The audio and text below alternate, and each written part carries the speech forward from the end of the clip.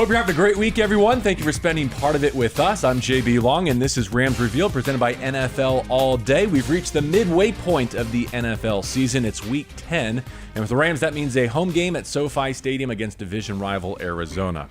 Our guest this week just made his first NFL start in Tampa Bay. He's offensive lineman, 25-year-old Chandler Brewer. Chandler, nice to sit down with you. Oh, yeah. Appreciate you having me. I wish it was on a winning term, but that's okay. Oh, yeah, no doubt. We always wish that. But, we got to get back into working and do our thing. So. Sure. First things first, 57 snaps at Tampa Bay, plus a few on special teams. It's probably been a while since you've had that heavy alive workload and then the long cross-country flight home. How's the body feeling today? Yeah, it's actually, I'm sore and stuff. It's been a while since I felt like that, since preseason, but it's not too bad. I had a great time out there, so we just getting the body turned around real quick, get ready for this week. That was a big moment for you, and we'll dig into what it meant to your professional career. But from the team context, you've been a part of this organization for several years now in a lot of different roles. What are you observing about this group in particular and the season of 2022 that they're enduring? Yeah, I mean, this it's going differently than obviously everybody's expected it to, and we just have to overcome the things that we're dealing with right now and really dig deep in everybody and each individual and just get the best out of everyone and be consistent. So that's that's what we're working on right now and just trying to find that. Yeah. I know how much it means to the fans. I can only imagine how much more it means to the men and women who spend their every day involved in this process. But do you ride kind of the highs and lows emotionally that a fan base does as well as a player? Yeah, I mean, obviously the expectation is for us to win every week, and right now it's just kind of not going our way, and you just got to come back, and you can't sit there and dwell on it and stuff like that. You can't let it bother you. You just got to move on and try to do what you can and be the best you can be for this week. At least you have practice and film and weights to lift and treatment to go through. The rest of us just have to wait until next Sunday until we get to really wipe that one from our memory. This is Rams Revealed, presented by NFL All Day, and each week we have the NFL All Day moment. In this case, it's the moment of your career. It's your first NFL start. If you would, take us through last week. Like, at what point during the week of preparation did coaches let you know, hey, we'd like to plug you into the game plan? Yeah, I came in Wednesday. I got told that I would kind of be splitting reps and just getting some ones reps with Matthew and the other guys, and just kind of getting involved. And then Thursday kind of took all the reps and stuff, and kind of was told that I'm gonna be starting. So yeah, just went from there. Just tried to do everything I could, little things, just all everything I could, talking to the other guys, and just being as comfortable as I can be, which felt very comfortable. So yeah, obviously a lot of tumult has to happen atop the depth chart, a lot of adversity in terms of the frontline guys who we envision being starters for this team, for this opportunity to come about for you to be signed from the practice squad. But what were you doing to prepare and to earn this moment? Yeah, I mean, well, when you're going against the best defensive tackle in the league, I mean, you're going against the best. So it's kind of one of those things I've always looked at, even if I'm given a look squad, team reps, whatever, going against 99, going against those guys, the one defense, I mean, they're great players, and so it's just one of those things. You come every day and just try to do your best, and they're going to make you better, and I'm just trying to make them better as well. I didn't think of it that way, that you're kind of Aaron Donald's weekly punching bag, at least through a lot of weeks of your career. Yeah. That's unbelievable. So what were your emotions as you boarded that flight, took the plane to Tampa, and then got out there for your pregame warm-up? Yeah, it was, I was a lot more calm than I thought I would be, which I think I was very prepared. So I think that helped me a lot. I didn't, I've always gotten nervous a little bit before games, just part of the football life. But it felt very good. I mean, I felt like I was just ready, and just ready to go compete and finally get my op. Yeah. Not sure what your feelings are about the Pro Football Focus grading system for offensive linemen, but they had you as the highest graded Rams offensive lineman against a great Tampa Bay interior front. How do you feel like you performed? I mean, obviously, I felt like I had a pretty good game. There's always things to clean up and always things to get better at. There's never going to be a perfect game. So I looked at it as a good step right in the right direction, and just keep getting better.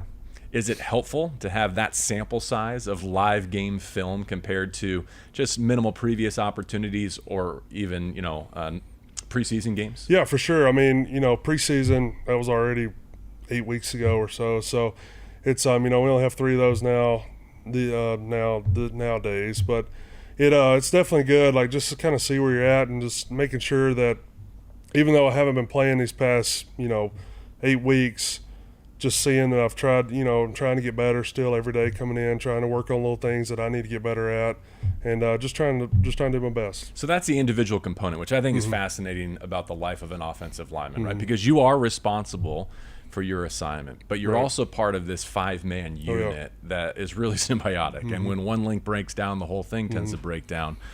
Where are the Rams breaking down, and how can they improve individually, but also collectively in the second half of the season? Yeah, I mean, we just got to be more consistent, I think. And I know that's been beaten up, but I mean it's true. I mean, you get guys like we have to, we just have to be consistent with one another and look at each other, look at yourself individually, and just give it your all, and just try to be, the best version of yourself to try to help us win. Yeah.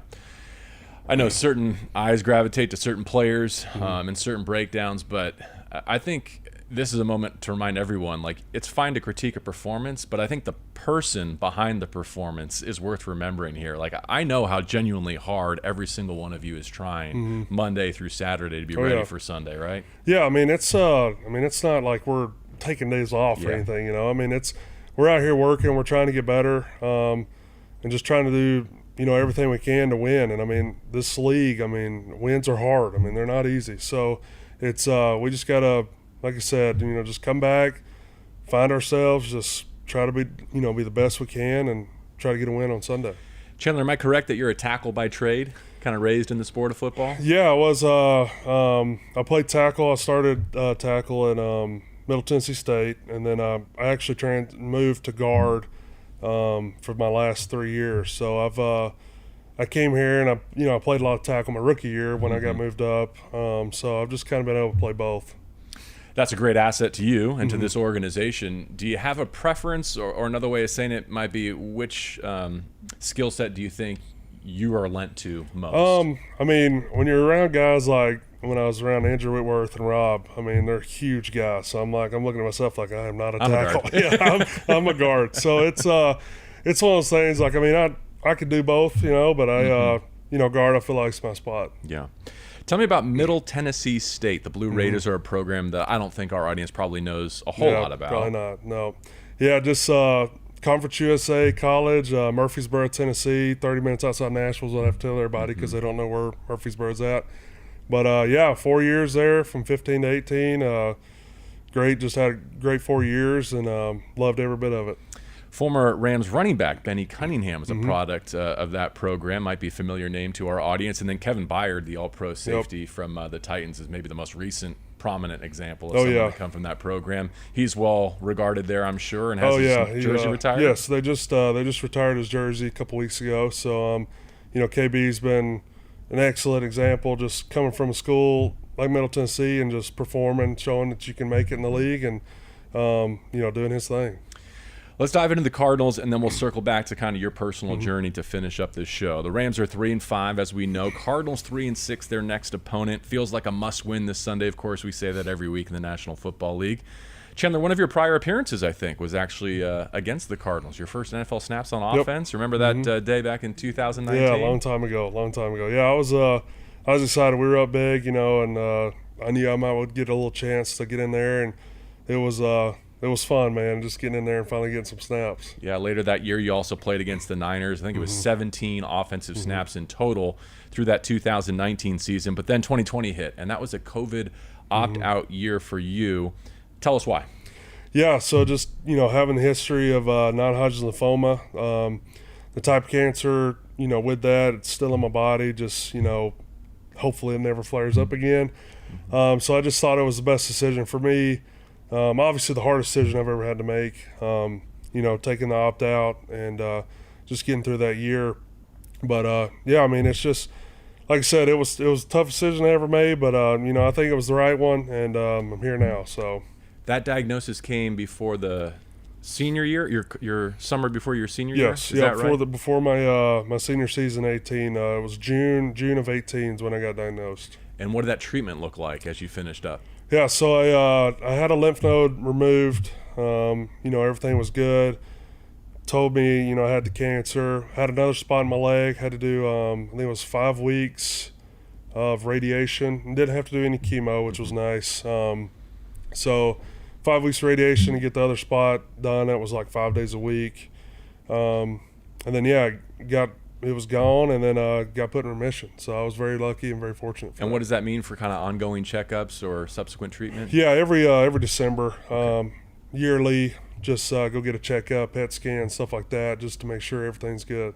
So let's keep it on that track. Oh, What's yeah, the best for sure. for you in that regard? That Thank 2020 season, though, how'd you spend those months? Like what? Yeah, well, there was not much. It was really just me in the house with my wife. She was at home working from home.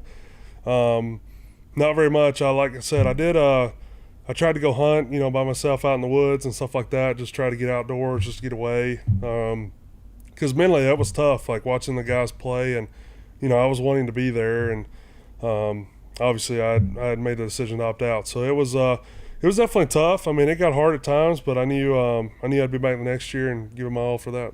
First season away from football since you started playing? Yes, yeah, it was very tough. Yeah. And then looking ahead to 2021, I think it sounds like you knew for certain you would give it another go. Oh yeah. But being on the roster bubble, as you inevitably are, Sure. there was no guarantee you would get that opportunity, right? Does a moment like this past weekend where you start an NFL game kind of pay off that sacrifice that you made? Yeah, it does, man. I mean, just so many times, like, just waiting for my opportunity and just sticking in there, just grinding no matter what happens, with anything else, and just trying to do my best and finally get that opportunity. I mean, it was awesome. And you mentioned your wife. Her name is? Bailey. And you must have been engaged or married somewhere along the way there, right? If the timeline adds up. Yes. Yep. So quite a season in your life. Yeah, it was. It was wild, man. It worked out everything. Got back in 2021 and just tried to start it over, basically. And tell us about the youngest member of your family. Yeah, the little dog, the golden doodle Ruger. Yeah, he's the happiest dog you could ever imagine. So just come home every day happy, and always, whether I'm gone 20 minutes or 7 hours, like I said, he's whining so happy I'm home. So he's not dwelling on the back-to-back losses to San Francisco and Tampa No, he Bay. doesn't know that. No, and I make sure he doesn't. That's amazing. Florence, Alabama. Do I have that correctly?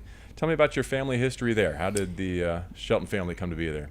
Yeah, The Brewer family. I was thinking of Coleman No, Shelton. you're good. We get that a lot, but Do you really? yeah, a lot of people. I've been called Coleman, like at camp when fans are around. They're like, Coleman. I'm Do you like, look I'm not that him. much So, alike? just I think the beard and Okay, so gotcha. we're about the same size. So We're looking forward to having Coleman back. yeah, for sure. Anyways, back to Florence, Alabama. Yeah, it I grew up in a small community called Oakland, Alabama, about 30 minutes outside of Florence. Been there, grew up there, went to a little county school, and then actually transferred into my junior year to a 6A school in Florence, just try to better my future with colleges and stuff like that, and ended up working out. So I wouldn't change anything for anything. So I know you ended up playing at Middle Tennessee State, but what were your college football rooting interests growing up in well, the we north were of big Alabama? Crimson Tide Imagine. guys. Yeah, it's funny. I tell guys all the time, like back home, we never really watched NFL. It was NASCAR and college football. That was like the thing growing up. So you were either Alabama or Auburn, and we were the Crimson Tide. So I think your accent really shone through there. Yeah, when for you sure. said NASCAR and college Yeah, football, it yeah. really accentuates it. All right, let's finish with a segment we call 3 and Out. I gave you a quick preview of this. We do it each week with our player guest. And the bit being that if you get the 3 questions correct, I'll make a donation to the LA Rams Foundation on your behalf. So we kind of teed up Florence, Alabama there because I saw it's near Muscle Shoals, Yes. right? Which is kind of the Abbey Road of the South. It's got great American music history. Wondering if you know anything about that and if you have a favorite artist who may have recorded either at the Fame Studios or the Muscle Shoals Sound Studio. yeah, so we get a lot of people visiting Florence, just because of Muscle Shoals, and it's been nice with that. But I'm pretty sure back in the day I was told that I think George Strait came through Florence back in the day. I believe it. Yeah. I'm going to go with George Strait because that's one of my favorite artists anyway. So. Nice. I jotted down Aretha Franklin, Otis Redding, Bob Dylan, the Rolling Stones. Oh, yeah. It's deep there. It's great history. And I see you're an outdoorsman. Oh, you want to tell us about the logo real quick? Go ahead. ahead. A little shout out to Drake Waterfowl. Love those guys. They do a great job there with whether it's casual wear or hunting gear or whatever. They just do a great job. I love their brand. And that leads me to my second question. You're an outdoorsman, clearly. Do you hunt your own Thanksgiving turkey, or would you like to someday? Well, during football season I can't with the thing, but I do during the spring. It's turkey season. That's what I get to do, and we have some good turkey dinners. I'll say that. They taste just as good in April or May as they do in November. I think they taste better. So I like that. Kind of a half Thanksgiving. On the off for sure. Year. And finally, if you could invite one person to watch you play, and let's assume let's hope at SoFi Stadium this weekend, who would it be now that you're part of the main roster? Let's see. I'd probably invite some of my buddies from home, just some of my best friends growing up. It'd be cool to get those guys out here. We've always talked about trying to get a big group to come out and hopefully one day when I'm playing. So this might be it. Anyone have enough notice to be able to make it to Tampa for you last week? Yes. So my wife she made it on short notice. My mom, she flew down from Florence, and then my wife's parents they came down as well. Good for you. Yep. Good for you. All right, thank you very much, Chandler Brewer, not to be confused with Coleman Shelton, though we'd love to see you playing side by side someday. Yeah. That sound good? For sure, I appreciate it. All right, have a great week of preparation and good luck against the Arizona Cardinals. I'm JB Long, and this is Rams Reveal presented by NFL All Day.